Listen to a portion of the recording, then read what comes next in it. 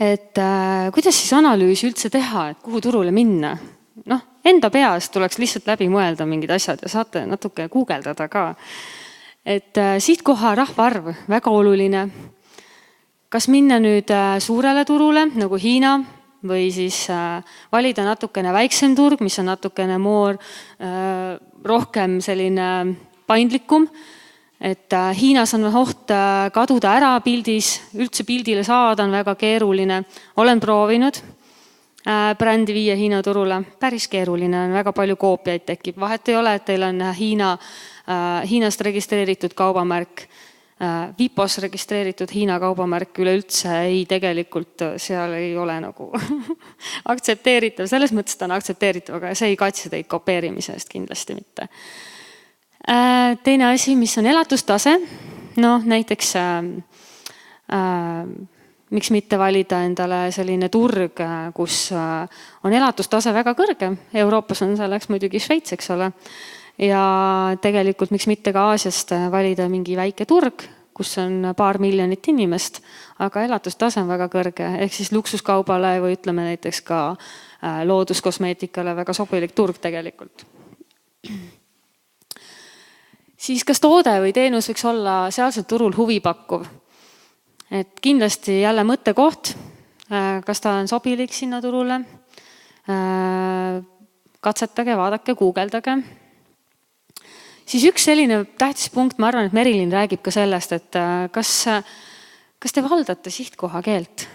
Kas keeleoskus võib olla tulevikus takistus?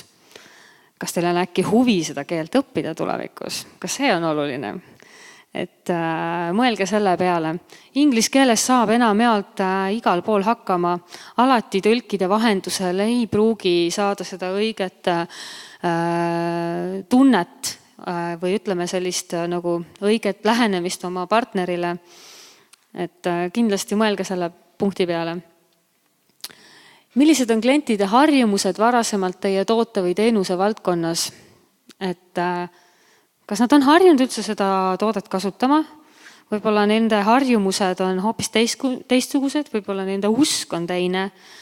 Et mõelge ka selle peale, et tihti arvatakse, et väga lihtne, lähen Dubaisse, viin sinna näiteks orgaaniliselt väga looduslikult valmistatud seebid, aga see turg nõuab hoopis midagi muud, neil on täiesti ükskõik sellest looduslikust kosmeetikast. Nüüd enam ei ole kahju, jah, õnneks, aga ütleme, et see maailm lihtsalt muutub kogu aeg, ta on muutuvuses.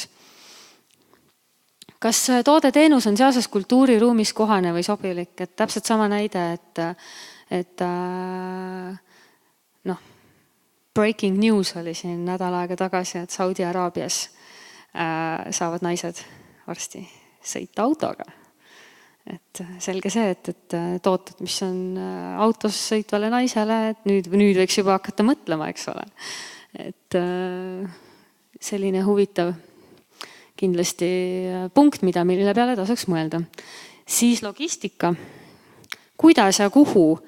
Et ma olen hästi palju pidanud tegelema selle küsimusega ja ma ütlen ausalt, see on äärmiselt keeruline küsimus minu jaoks alati. Nüüd me põhimõtteliselt müüme konteinereid Hiinast, siis Jaapanisse, Taiwani, Malaisiasse, Taisse ja nii edasi.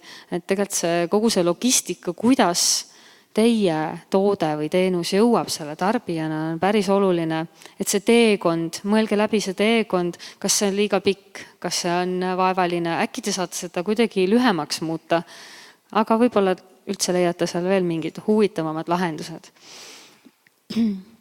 Ja kas teie äri on skaleeritav?